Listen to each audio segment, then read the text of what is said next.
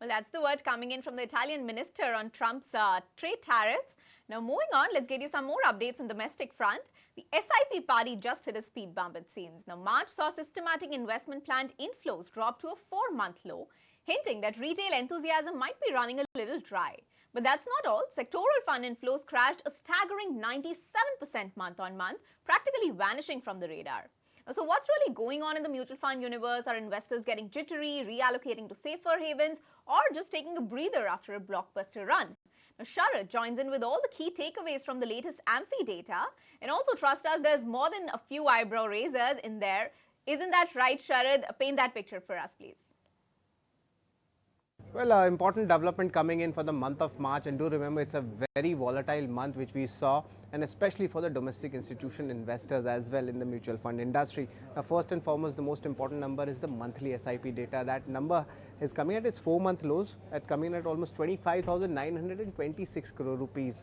It looks like it's a 4-month low, but still it is not as big fall which was expected by the market participants, seeing the volatility happening in the last 3 months for the Indian markets, but still it's holding up more than almost, you could say, the 26,000 level marks as well. If you look at the equity inflows, that has impacted, and for the second straight month the equity inflows has fallen down, coming at roughly 25,000 odd crore rupees and totally at an 11-month low.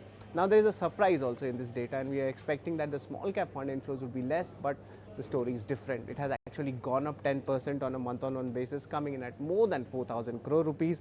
And also, if you look at the sectoral funds, that has actually seen literally no flows coming in when it comes to the flows. Last month it was almost 5,000 odd crore rupees, and now it seems like the sectoral investment or any NFOs coming in this segment has actually dried up virtually, and only 171 crore rupees of flows has been recorded. Now, strong flows coming in from the flexi cap funds itself, and this is the 12th straight month where the funds have coming in strong. On a monthly basis, is more than 5,000 crore odd rupees. Now, the equity AUM, surprisingly, that has gone up 7% on a month-on-month basis, coming at roughly 29.5 lakh crore rupees. This is suggesting that a strong deployment has happened by the DIs in the month of March, and that's why, despite volatility in the AUM, we are seeing the AUM numbers going up. That means the cash levels might be coming down as deployment might have been there. NFOs, they are seeking weak inflows coming for the 3rd straight month, and only 4,085 crore being raised from the 30 odd schemes which was launched in the month of March. And lastly, if you look at the overall flows, that number is very towards the negative side, and of course this is because of the fixed income bonds, and especially in the liquid funds there has been a massive outflows, and this is because of 2 reasons. That's the corporate adjustments and the treasury adjustments. But the important numbers to look at would be in the equity side and the SIP side.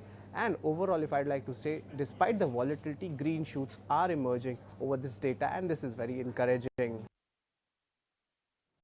If you like this video, then like, share and subscribe to ET Now.